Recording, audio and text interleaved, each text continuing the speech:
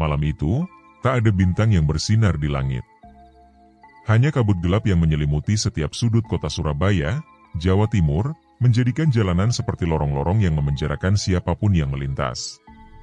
Embong Malang adalah sebuah jalan tua yang di awal tahun 1980-an, jarang dilewati pada malam hari. Selain terlihat sunyi dan sepi, atmosfer yang berkembang di jalan itu terasa mencekam. Lampu jalan hanya menerangi sebagian kecil dari trotoar yang basah. Suara kendaraan hanya terdengar sesekali, seolah menghindar dari kegelapan yang mulai merayap, membungkus kota dengan rahasia yang tak ingin ditemukan. Tidak demikian dengan Bambang Juwono, seorang pengemudi taksi yang telah berpengalaman. Ia menjalani malamnya dengan rutinitas yang sama. Mengemudikan taksinya melaju sendirian di jalan yang sepi, sudah menjadi kebiasaan sehari-harinya, seakan ia hidup tanpa ada rasa takut. Namun, malam itu, sesuatu yang tak biasa menantinya di tikungan jalan. Ketika taksinya berhenti di persimpangan, matanya menangkap sosok wanita yang berdiri di pinggir jalan. Tubuhnya samar-samar terlihat dalam bayang-bayang lampu jalan. Rambut panjangnya yang hitam legam bergerak lembut tertiup angin malam. Ia mengenakan gaun merah yang mencolok, meski tak ada suara apapun yang terdengar. Dengan perlahan Bambang mulai mendekat, seolah ada kekuatan lain yang menuntunnya. Bambang sempat ragu, tapi rasa ingin tahu mengalahkan kegelisahannya. Tak banyak penumpang yang menunggu pada waktu menjelang dini hari seperti itu, apalagi di Embong Malang yang terkenal sepi. Ketika menurunkan kaca mobil dan menyapa wanita itu, ia merasakan hawa dingin yang tak wajar. Seakan udara malam itu menjadi lebih tebal, dan kabut mulai menggulung lebih rapat, mengaburkan pandangan. Wanita itu tersenyum. Bukan senyum yang biasa. Senyum yang seakan-akan bisa membekukan darah, yang mengalir dalam pembuluh darahnya. Segurat senyum yang menyeramkan. "Antarkan saya ke Trawas ya, Mas," kata wanita itu, suaranya terdengar ringan, tapi penuh ancaman, seolah kalimat itu bukan sekadar permintaan, melainkan perintah yang tak bisa ditolak. Bambang yang terkejut, mengangguk pelan dan membuka pintu untuk wanita itu. Begitu ia masuk, pintu mobil menutup dengan suara keras yang menambah ketegangan. Sesaat kemudian bau amis yang tajam, hampir menyengat, langsung menyeruak ke dalam kabin taksi. Bau itu tidak seperti bau darah yang segar, melainkan sesuatu yang jauh lebih mengerikan, bau kematian yang sudah lama mengendap. Bambang berusaha menenangkan diri, meskipun perasaan aneh menguasai dirinya. Matanya berkelip cepat, melihat ke spion mobil, mencoba menghindari tatapan wanita itu. Namun, ketika melirik lagi, pandangannya bertemu dengan mata wanita itu di kaca spion. Matanya kosong, tidak ada kehidupan di sana. Yang ada hanya kekosongan yang mencekam, seakan-akan pandangan itu menghisap seluruh jiwa yang tertangkap di dalamnya. Wajah wanita itu mulai berubah, perlahan, dari cantik menjadi sangat menyeramkan. Kulitnya pucat, wajahnya tertutup kerutan dalam, dan bibirnya terkulai dengan senyum yang semakin melebar. Pada saat itu, dengan suara yang bergema dalam kesunyian kabin taksi, wanita itu membuka mulutnya. "Aku datang untuk membuatmu mendengarkan ceritaku. Jika kamu menolak, aku akan membunuhmu. Kamu akan menjadi bagian dari sejarah kematianku." Bambang menghindar sejenak, mencoba mengatur napas. Matanya mulai berkedip-kedip, tak bisa mempercayai apa yang baru saja didengarnya. Nama Zainab Arifin yang diakui wanita bergaun merah di bangku penumpang, membuatnya ingat akan beberapa cerita yang dialami beberapa temannya sesama sopir taksi, bahwa nama itu adalah milik sosok sundel bolong yang nantinya tiba-tiba akan menghilang dari bangku penumpang. Fakta itu membuat Bambang hanya mampu kebingungan dan ketakutan. Bapak dua orang anak itu hanya mampu mengeluh dalam hati, apa sebenarnya yang terjadi? Mengapa dirinya, yang seorang pengemudi taksi biasa, harus mengalami peristiwa begitu mencekam? Namun, sebelum ia bisa bertanya lebih jauh, wanita itu sudah mulai bercerita.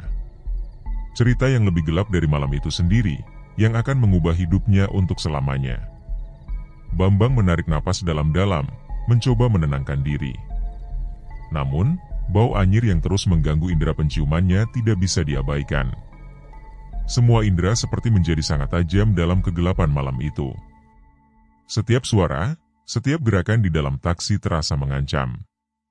Semua yang terjadi malam itu terasa sangat nyata dan begitu mengerikan, tapi ada rasa tidak percaya yang mengendap di dalam dada Bambang. Bagaimana mungkin seorang wanita yang duduk di bangku belakang taksi itu, yang jelas-jelas sudah mati, dapat berbicara dan mengancam nyawanya? Zainab Arifin atau Sundel Bolong yang populer di kalangan para sopir taksi, ternyata kini duduk di kabin penumpang taksinya, dan kini sedang tersenyum padanya. Sebuah senyum yang tidak hanya mengerikan, tapi juga penuh kebencian dan penderitaan yang telah bertahun-tahun tertahan. Bambang mencoba berkendara lebih cepat, tapi wanita itu, entah bagaimana, seolah mampu mengendalikan perjalanan taksi dengan kekuatan yang tak tampak oleh mata manusia biasa. Aku mati dengan cara yang tak terkatakan.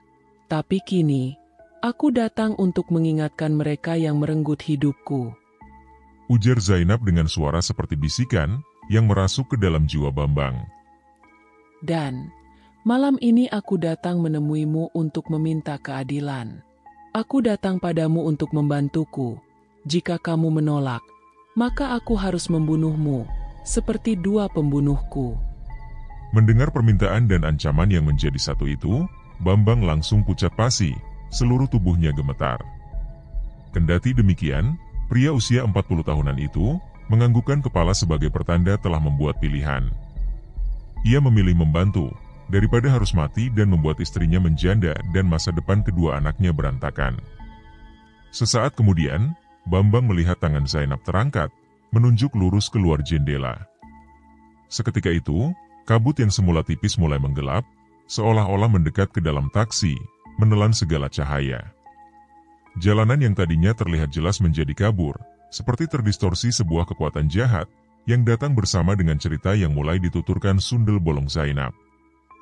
Sebelum video cerita horor yang mengupas kisah nyata pada tahun 1980-an di kota Surabaya ini berlanjut, ada baiknya para penonton untuk memberikan subscribe, like dan menyebarkan video ini, sehingga memotivasi kami untuk membuat cerita video yang lebih menyeramkan, menakutkan, menarik, dan memberikan pesan-pesan positif dalam berkehidupan. Selain itu, tidak lupa menyalakan gambar lonceng, sehingga Anda menjadi penonton pertama yang mengetahui saat kami upload cerita misteri, horor, mistis, atau klinik yang terbaru, yang akan menguji keberanian Anda untuk mendengarkan dan menonton video ini sendirian. Sebagai informasi, kami akan upload cerita-cerita tersebut pada jam 7 pagi atau 7 malam. Bahkan jika memungkinkan akan upload 2 cerita pada kedua waktu upload tersebut. Dan, selamat menonton. Jalan Embong Malang semakin menghilang dari pandangan, hanya meninggalkan jalan gelap yang terbentang. Kabut semakin tebal, dan hawa dingin mulai menyusup ke dalam kabin mobil. Meskipun mesin taksi masih menyala, sebuah rasa hampa mulai menguasai Bambang Juwono. Ia merasa seperti tubuhnya terhanyut sesuatu yang lebih besar dari dirinya, suatu kekuatan tak terlihat yang mengendalikan jalannya malam ini. Setiap detik terasa lebih lama. Setiap putaran roda terasa semakin berat. Bambang mencoba memfokuskan pikirannya, berusaha mengusir rasa takut yang terus menghantuinya. Namun, tak ada yang bisa mengubah kenyataan. Taksi yang dikendarai kini bukan lagi sekadar kendaraan biasa, telah berubah sebagai sebuah perangkap. Sementara sosok Sundel Bolong Zainab masih duduk di kursi penumpang belakang taksi Bambang, dengan bibir berhias senyum yang tak kunjung pudar. Wajahnya kini semakin tampak, seperti mayat yang sudah lama terperosok dalam tanah, tapi senyumnya terus saja menghiasi bibirnya yang pecah-pecah. Meskipun kabut tebal menyelimuti jalanan, matanya yang kosong itu seperti menembus kegelapan, melihat lebih jauh dari yang mampu dilihat manusia biasa. Bambang, aku tidak akan memberimu jalan keluar. Aku tak akan memberimu ampun, jika kamu mengingkari janjimu untuk membantuku. Suara ancaman Zainab itu bergema dalam keheningan, yang membuat jantung Bambang berdegup kencang. Kamu telah memutuskan terlibat dalam takdirku untuk menuntut keadilan, dan balas dendamku pada para pembunuhku. Kamu sudah memilih untuk mendengarkan ceritaku. Kamu harus menanggung akibatnya, menyelesaikan semua janjimu itu sampai keadilan buatku datang dan balas dendamku terselesaikan. Bambang menahan napas. Rasa takut yang menggigit semakin menggerogoti tubuhnya. Ia berusaha mengalihkan pandangannya ke jalan, berharap menemukan sesuatu yang dapat membebaskannya dari cengkeraman ketakutan ini. Namun yang dilihat hanya kabut, dan jalanan kosong yang semakin menggelap. Kenapa aku? Kenapa aku yang harus menjadi pilihanmu? Bukankah masih banyak sopir taksi lain yang dapat kamu pilih? Bisik Bambang, hampir tak terdengar. Namun, Zainab mendengarnya dengan jelas. Matanya yang kosong itu menatap tajam ke arah Bambang lewat kaca spion, seolah-olah mengungkapkan pertanyaan itu adalah hal terakhir yang seharusnya diucapkan. Kamu tidak punya pilihan, karena aku yang memilihmu. Bukan kamu yang melakukan pilihan. Jawab Zainab dengan suara yang penuh dengan kesedihan yang mendalam. Kehidupan kita selalu diatur oleh takdir. Seperti aku yang terperangkap dalam dunia gelap, yang penuh kebohongan dan kekerasan. Kamu juga terperangkap dalam ceritaku. Dan, jika kamu ingin tahu mengapa aku datang, kamu harus memulai dari awal. Kamu harus tahu tentang hidupku, tentang kematianku. Bambang merasa mulutnya kering. Semua yang terjadi malam ini terasa seperti mimpi buruk yang tak berujung. Namun, ia tahu Zainab bukan hanya sekadar arwah gentayangan yang datang untuk menakut-nakuti. Ada sesuatu yang lebih besar, lebih mengerikan, yang sedang menunggunya. Karena itu, satu-satunya jalan keluar adalah mengikuti perjalanan ini, meskipun berarti mengungkap rahasia yang begitu gelap, yang lebih baik mungkin tidak pernah terungkap sama sekali. Bambang menelan ludah, mencoba menenangkan diri, lalu menoleh ke belakang, menghadap Zainab yang tampak begitu berbeda dari wanita yang semula dilihat. Aku harus tahu apa yang sebenarnya terjadi, kata Bambang, mencoba meredakan ketegangan di dalam dirinya. Aku tidak mengerti Zainab. Aku hanya seorang pengemudi taksi. Aku tidak tahu apa yang sedang terjadi di sini. Zainab mengangguk pelan, seolah memahami kebingungan Bambang. Kamu memang tidak tahu yang kuinginkan. Tapi kamu akan tahu, ketika kamu melihat apa yang aku alami. Suaranya kini terdengar jauh lebih dalam, penuh dengan perasaan marah dan terluka. Perlahan, Zainab mulai bercerita lebih jauh. Nama lengkapku Zainab Arifin Mudhofi.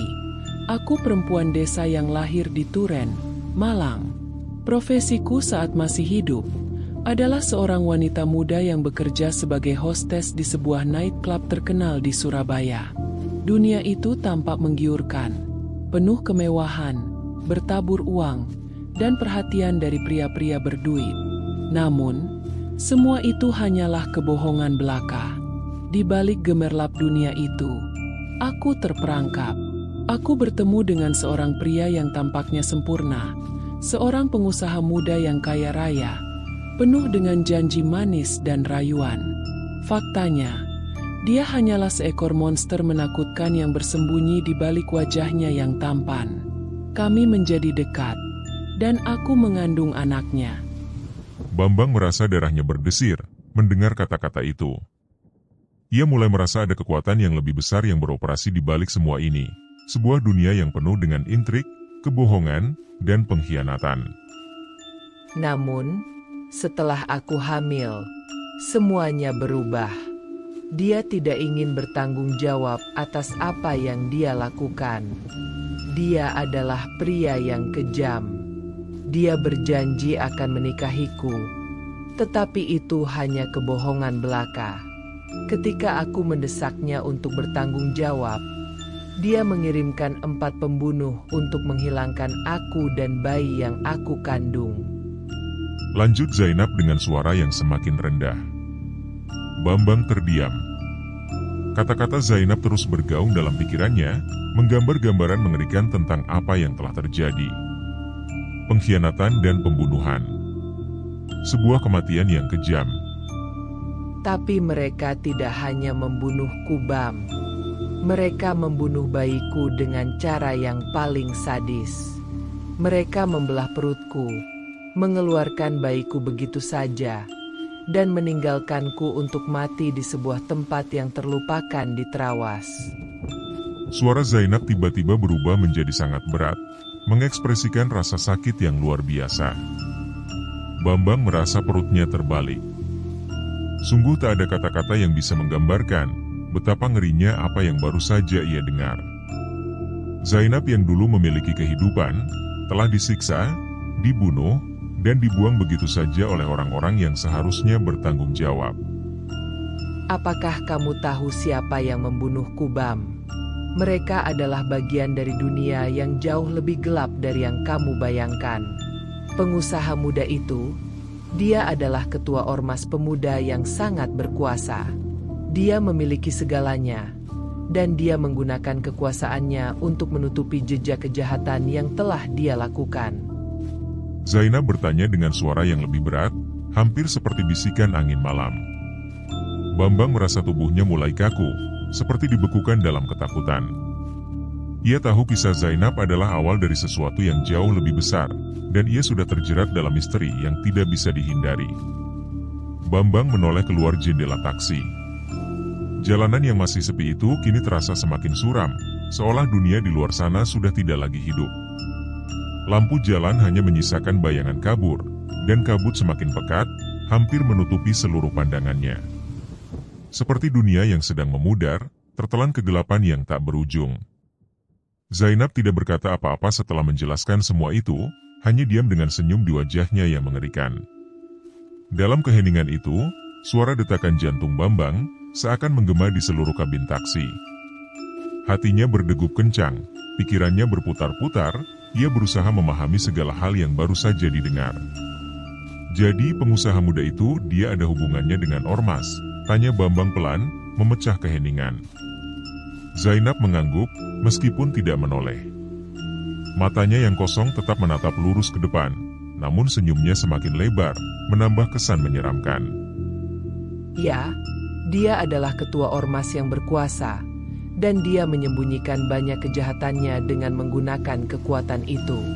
Tak ada yang bisa menentangnya. Aku hanya salah satu korbannya. Jawabnya dengan suara yang serak dan menakutkan. Bambang bisa merasakan ketakutan yang menggerogoti dirinya. Dunia yang selama ini ia jalani, dunia yang terlihat biasa-biasa saja, kini tampak penuh dengan kebohongan, kekerasan, dan kejahatan yang tersembunyi di balik topeng kemewahan dan kekuasaan. Ia tidak tahu harus bagaimana.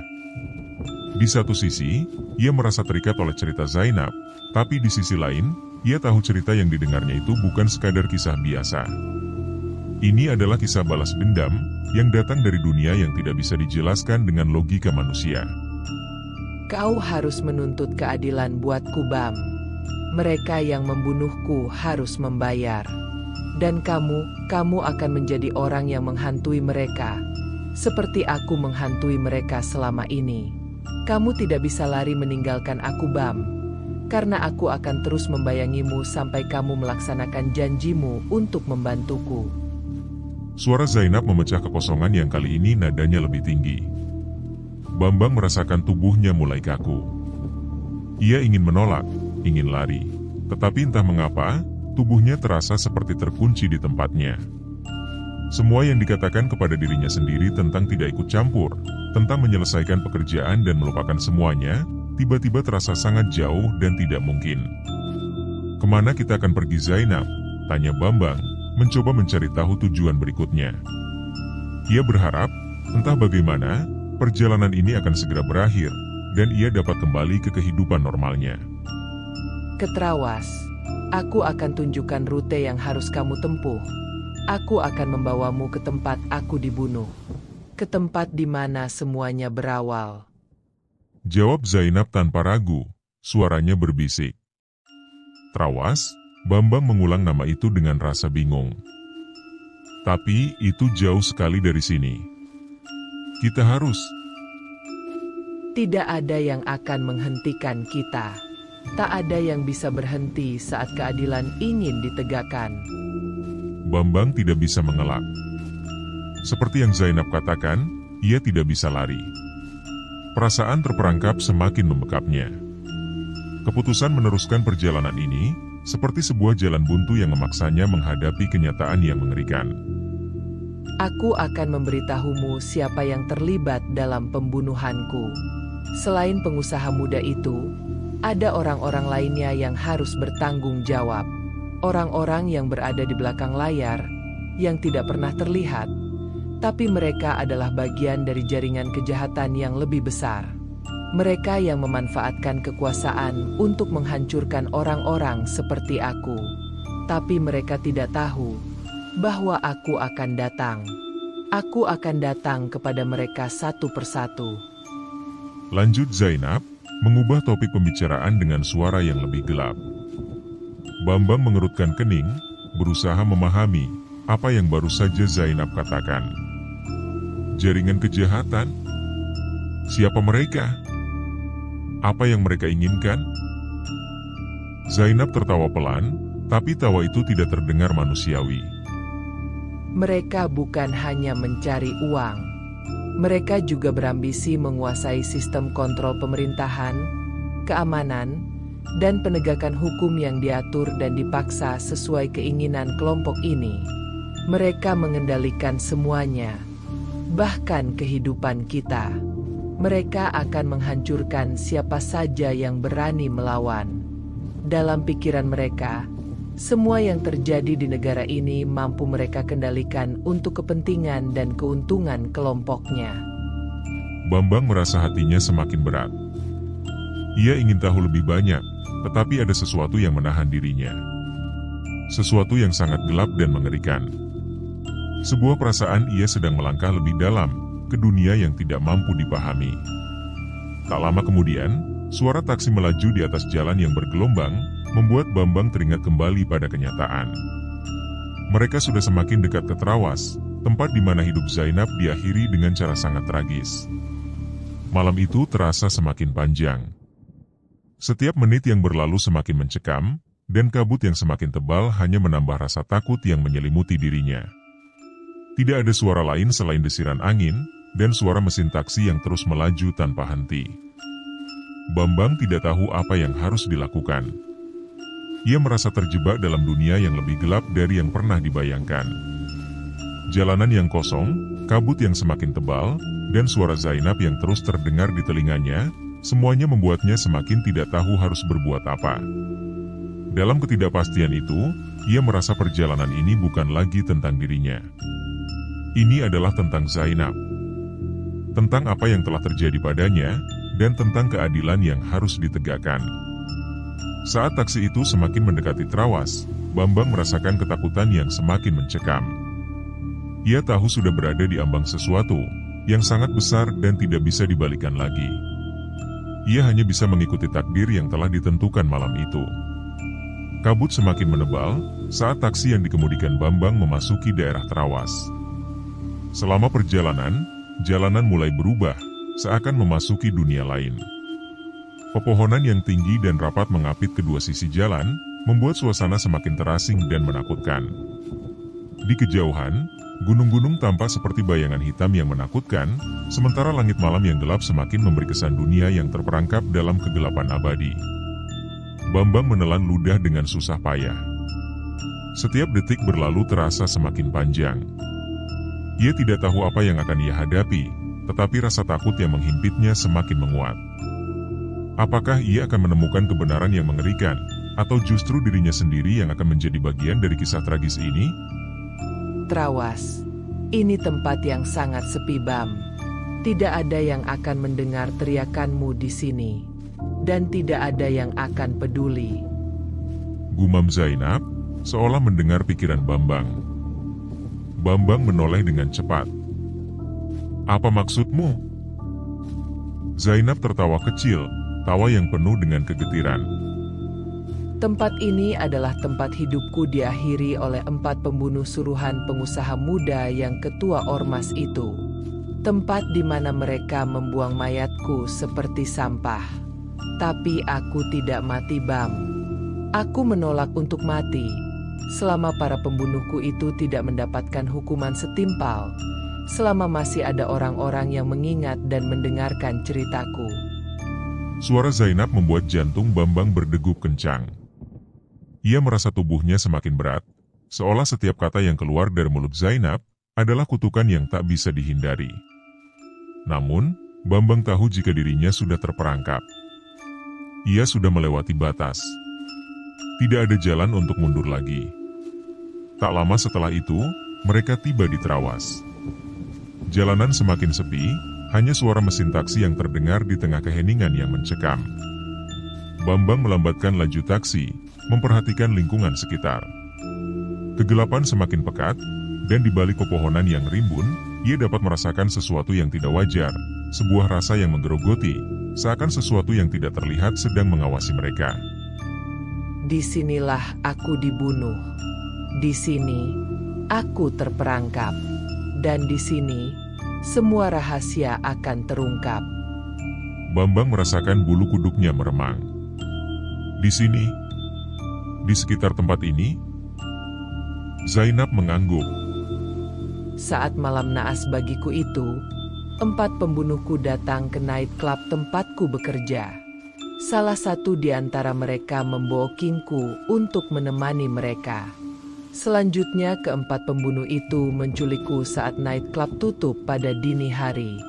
Mereka membekap dan membawaku ke hutan kecil di dekat sini. Saat di dalam mobil, mereka mengikat kedua tangan dan kakiku. Seorang mengemudikan mobil dan 3 orang menyiksaku tanpa ampun. Siksaan itu mereka lanjutkan saat sampai di lokasi pembunuhan. Sebelum membelah perutku dengan brutal dan mengeluarkan bayiku, keempat pembunuh itu menyiksaku sampai pendarahan hebat. Saat aku sekarat dengan perut yang sobek sampai di punggung, para pembunuh itu melemparku ke bawah sana. Hutan ini menyaksikan semua kekejaman yang mereka lakukan padaku. Karena itu, aku tidak akan membiarkan mereka lepas begitu saja. Mereka semua harus merasakan penderitaan hebat yang melebihi penderitaanku saat sekarat.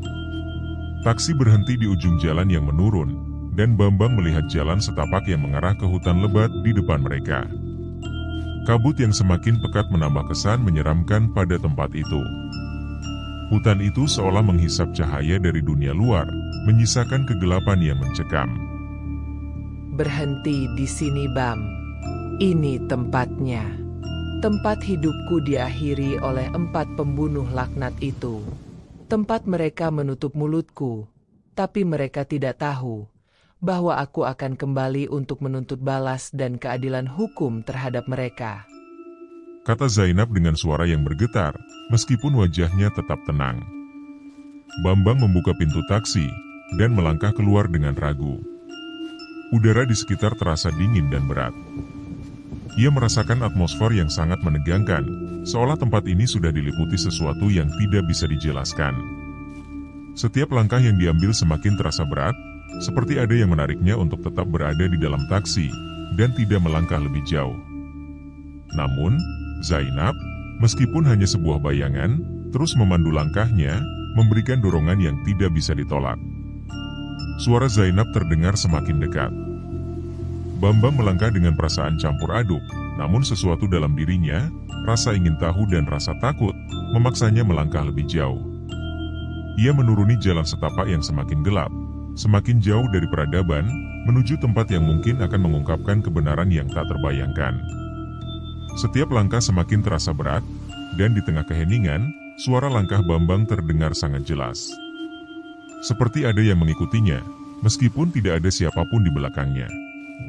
Kadang-kadang, ia mendengar suara gesekan daun kering, seperti langkah seseorang yang sangat pelan, berusaha agar tidak terdengar. Namun, ketika menoleh, ternyata tidak ada apa-apa. Setelah beberapa menit berjalan, akhirnya mereka sampai di sebuah tanah kosong kecil di tengah hutan. Di sana, hanya ada tanah yang dipenuhi dedaunan kering, dan beberapa batang pohon tumbang, seolah menjadi saksi bisu dari kejadian mengerikan yang pernah terjadi di tempat ini. Ikuti aku, Bam. Ayo, tempatnya sudah dekat. Ini tempatnya, Bam. Disinilah mereka menyiksaku sampai pendarahan hebat dan menyobek perutku sampai punggung. Disinilah bayiku diambil dari tubuhku dengan brutal. Dan dari sinilah keempat pembunuh itu melemparkan aku yang sekarat bersama mayat bayiku yang berusia 4 bulan. Suara Zainab terdengar lebih intens, lebih mengerikan dan mengandung sebuah dendam kesumat yang kuat. Bambang menatap tanah di bawah kakinya. Meski tidak ada jejak atau tanda yang jelas, ia dapat merasakan kehadiran yang sangat kuat, sesuatu yang sangat mengerikan.